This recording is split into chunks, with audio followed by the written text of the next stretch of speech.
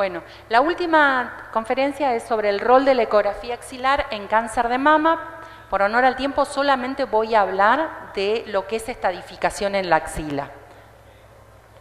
Vamos a analizar el rol de la ecografía axilar en pacientes con diagnóstico reciente de cáncer de mama y qué nos puede aportar la ecografía axilar. El ultrasonido axilar es un método que está accesible a todos, es de bajo costo, la gran mayoría de los centros de imágenes tienen la posibilidad de hacer una ecografía, pero es importante saber que quien vaya a realizar la ecografía axilar tiene que ser un médico que tenga experiencia y competencia en la evaluación de la axila. A la luz de la evidencia, conocer el estatus axilar, por un lado, nos va a permitir decidir ¿hacemos o no hacemos cirugía? Es decir, vamos a una disección axilar, hacemos biopsia de ganglio centinela o hoy con los resultados del Try and Sound no hacemos ninguna cirugía a nivel de la axila.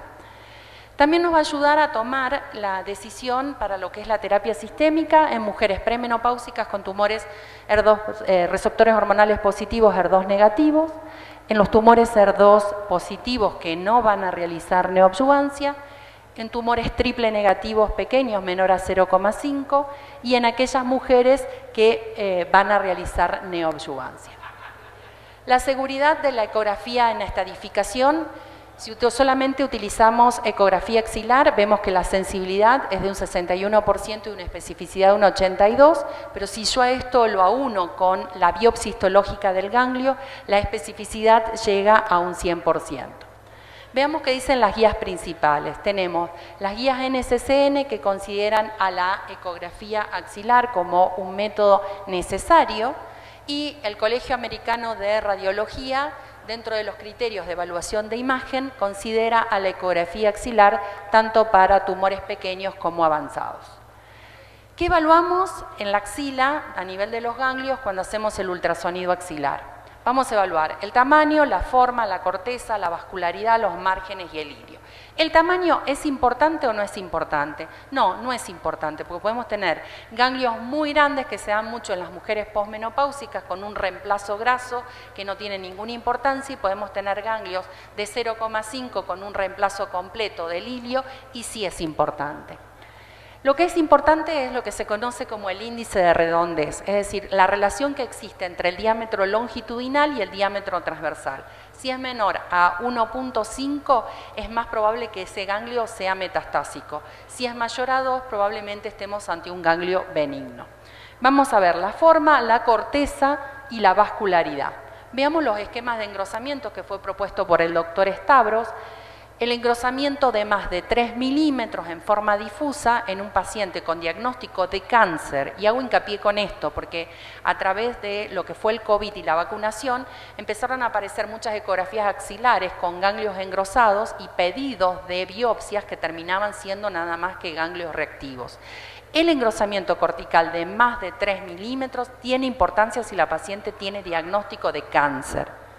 Vemos engrosamientos excéntricos, como en este caso, que se conoce como el signo de Mickey Mouse.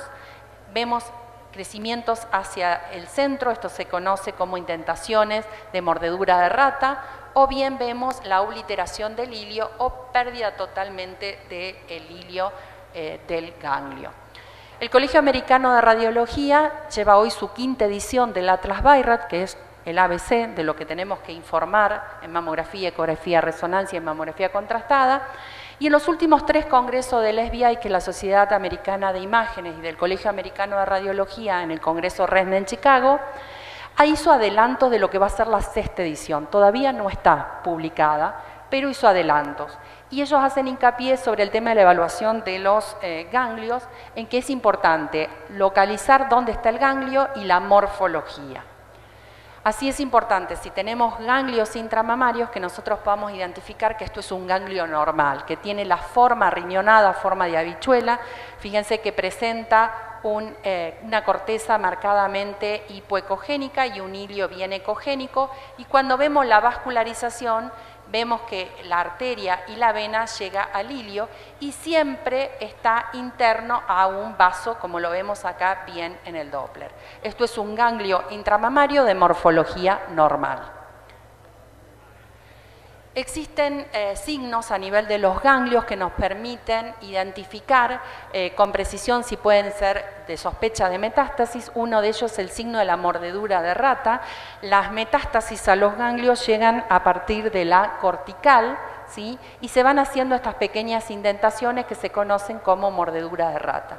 Recientemente he publicado un libro que se llama Signos en imágenes mamarias, una guía práctica para radiólogos y no radiólogos, en donde hablo sobre los diferentes signos que podemos encontrar a nivel de la mama, en la mamografía, ecografía y en resonancia magnética nuclear. A nivel de la axila, signo de la mordedura de rata, y vemos la inversión, esto que le dije del flujo. Vemos que tiene todavía flujo iliar, pero ya tiene un flujo cortical. Esto es de alta sospecha. Acá vemos, señalado con las flechas blancas, el signo de la mordedura de rata en una paciente que tiene un engrosamiento cortical focal. Vemos acá este signo que se conoce como el signo de las orejas de Mickey Mouse, en donde hay un engrosamiento excéntrico por el depósito de las metástasis a nivel de la cortical. Acá vemos otro ejemplo de un engrosamiento excéntrico, esa oreja de Mickey Mouse, y la inversión completa en el flujo Doppler, en donde tenemos una vascularización a nivel cortical.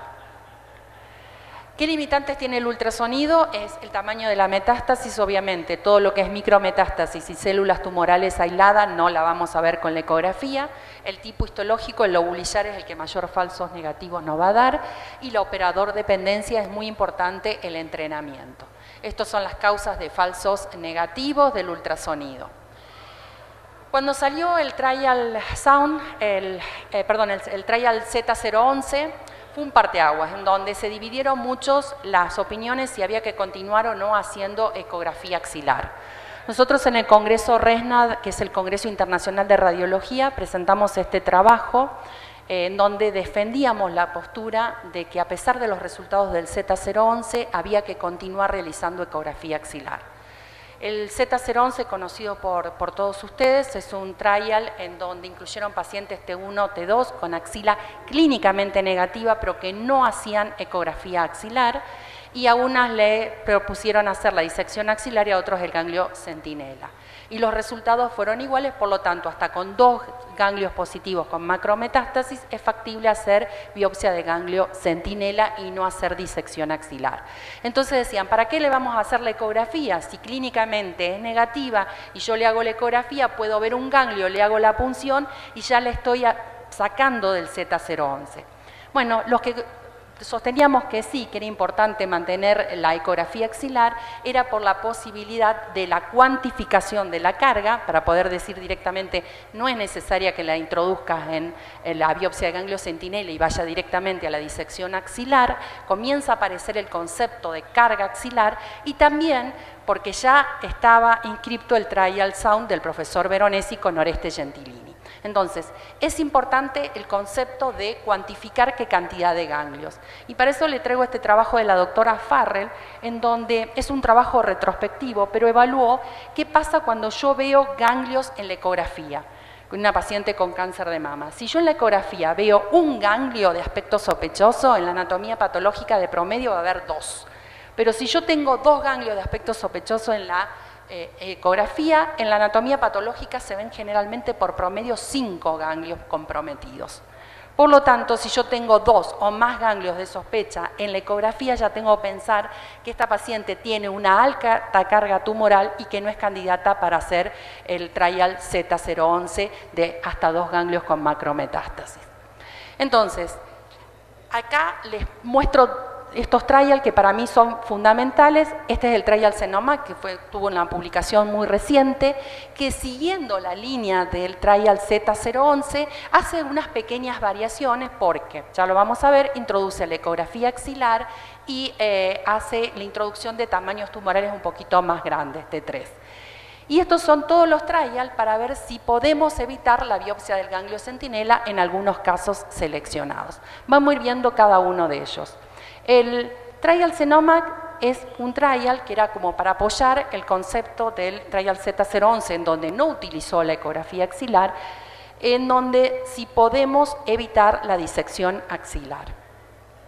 Este es el trial de inclusión, le marqué en amarillo las diferencias con el Z011. En el Z011 eran T1, T2, acá incluyeron pacientes también T3. Incluye la ecografía axilar preoperatoria, que el Z011 no lo incluyó, e incluye a pacientes con mastectomías, que el Z011 eran pacientes con cirugía conservadora más radioterapia, por lo tanto se hablaba del beneficio de los campos tangenciales en el nivel 1 de esas pacientes. Por eso creo que este trial venía a aportar mucho. Este trial, si encontraba ganglio de aspecto sospechoso, lo que hacía era una punción, que fuera con citología o histología de los ganglios, y hasta con 2 ganglios positivos ellos la podían incluir en el trial, y si tenían más de 2 ganglios positivos las excluían. Estos son los resultados recientes publicados en el New England de este año, en abril, y cuando uno ve las tasas de sobrevida libre de enfermedad, vemos que las que hicieron disección axilar versus biopsia de ganglio centinela, las curvas son muy parecidas. Entonces, esto refuerza el concepto del trial Z011, con la diferencia que incluyó tumores más grandes, pacientes que fueron a mastectomía, e incluyó a la ecografía axilar. Vamos a analizar cuando se incorpora el ultrasonido axilar, pero para evitar la biopsia de ganglio centinela, es decir, para no hacer nada, solamente control clínico y control ecográfico. El trial, que ya tenemos los resultados, el trial italiano, el trial Sound, tenemos el INSEMA, el VOC y el Nautilus. El trial Sound, que fue diseñado por el profesor ya fallecido Umberto Veronesi y después publicado ahora recientemente por Oreste Gentilini, que era del grupo del Instituto Europeo de Oncología, pedía que pacientes con tamaños tumorales menores a 2 centímetros con receptores hormonales positivos, es decir, tumores luminales de buen pronóstico, fueran incluidas al trial Sound. Se le hacía una ecografía axilar, si la ecografía era negativa podía participar, y si tenía algún ganglio sospechoso se le hacía una punción citológica. Si era negativa podía participar en el trial, y si era positiva quedaba excluida y ya se hacía como el Z011. Bueno, la randomización tuvo 2 ramas, una biopsia de ganglio centinela y la otra solamente ecografía axilar. 708 pacientes hicieron biopsia de ganglio centinela versus 697 que hicieron solo ecografía. Ya tenemos los resultados del trial Sound y vemos las curvas de supervivencia libre de enfermedad a distancia a los 5 años entre el grupo que hizo biopsia de ganglio centinela versus la que solamente hizo ecografía. Le fue mejor inclusive, aunque no es significativa la diferencia estadísticamente, al grupo que no hizo nada, solamente ecografía. Veamos la incidencia acumulada de metástasis a 5 años, 2,3% para el grupo de ganglio centinela y 1,9% para el grupo sin cirugía axilar. Y veamos qué pasa con las recurrencias axilares. En el grupo que hizo la biopsia del ganglio centinela, 97 pacientes, que es un 13,7%, tenían ganglios centinelas positivos. Entonces uno tiene que esperar que de la otra rama, que no hice nada, tenga más o menos el mismo número, ¿no?, de metástasis. Pero fíjense qué pasó con la tasa acumulada de incidencia de recurrencias axilares, 0,4 a 5 años de seguimiento. Cuando uno analiza este trial puede decir, bueno, resultado bastante prematuro, son 5 años de seguimiento en pacientes con tumores muy favorables, los luminales, que nosotros sabemos que son tumores que si van a hacer metástasis no me la van a hacer a los 5 años, hay que esperarla en el tiempo. Entonces hay que esperar qué pasa a los 10, qué pasa a los 20 años con estas pacientes. Una crítica que le hago al trial Sound es que para hacer un trial en donde se basó en la ecografía axilar, hay muy pobre descripción de cómo identifican los ganglios normales a los ganglios patológicos. Entonces, cuando uno quiere que después un trial se generalice y que otros puedan reproducir estos resultados, uno tiene que ser muy minucioso en la descripción de cómo hacen la ecografía. Esto no lo encontré en la publicación del trial Sound. Trial en marcha. El trial INSEMA, que es un trial prospectivo multicéntrico alemán-austríaco. Este trial primero había puesto pacientes más grandes, pero como no estaban reclutando pacientes, hicieron una enmienda y incluyeron mujeres mayores de 18. La randomización no es 1 a 1, sino 1 a 4, 1 para no hacer nada más que ecografía y examen clínico, y 4 la rama para biopsia de ganglio centinela. Los objetivos a evaluar son sobrevida global, sobrevida libre de enfermedad y recidivas locales. Está publicado el trial, pero todavía no tenemos los resultados. Este trial es el trial VOG, que a diferencia del trial Sound, ellos, si hay un ganglio de aspecto sospechoso en la ecografía, en vez de citología, o sea, pueden hacer citología, pero también hacen histología. El trial Sound solamente aguja fina, en este fina o gruesa. También usan tamaños tumorales T1 y T2. Este es un trial prospectivo de no inferioridad holandés. Bueno, todavía no están los resultados. Lo que sí me gustó de este trial es que sí describen cómo evalúan a los ganglios, en donde ponen muy claro cuáles son los criterios para identificar ganglios con metástasis, como el engrosamiento cortical, la relación que yo les dije del eje, la relación entre el longitudinal y el transversal, el borramiento o reemplazo del hilio y el flujo iliar perdido, es decir, que tenemos ya ese flujo cortical que les mostré en las imágenes ecográficas. Este es uno de los pocos trials donde tiene una descripción de cómo vamos a identificar esos ganglios. Todavía no tenemos los resultados. Y este trial para mí es el más prolijo de todos, es un trial coreano que se llama Nautilus, en donde busca más o menos lo mismo que buscó el trial Sound, es decir, en pacientes candidatas T1 T2 no palpables que vayan a ir a una cirugía conservadora, hacerle la ecografía axilar. Si es negativa, la van a randomizar 1 a 1, no ganglio centinela o ganglio centinela. Si es de sospecha, se le hace aguja fina o aguja gruesa. Si es negativa, la incluyen al protocolo. Si es positiva, la excluyen. Y si directamente la ecografía es positiva, la excluyen. Pero fíjense qué claros que son en la definición de qué es un ganglio normal y de qué es un ganglio patológico. Dicen ganglio normal de forma oval, de márgenes suaves, uniforme la corteza menor a 3 milímetros, de baja sospecha con una cortical focal o difusa de más de 3 y de alta sospecha cuando uno perdió completamente el hilio, la forma redonda y los márgenes indistintos. Todavía obviamente no tenemos los resultados y esto es un trial asiático, pues son poblaciones totalmente distintas. Entonces, digo, qué interesante no sería que Latinoamérica pudiera hacer su propio trial con sus pacientes y sus resultados y compartirlo también al mundo y que podamos unirnos y hacer algún trial conjunto.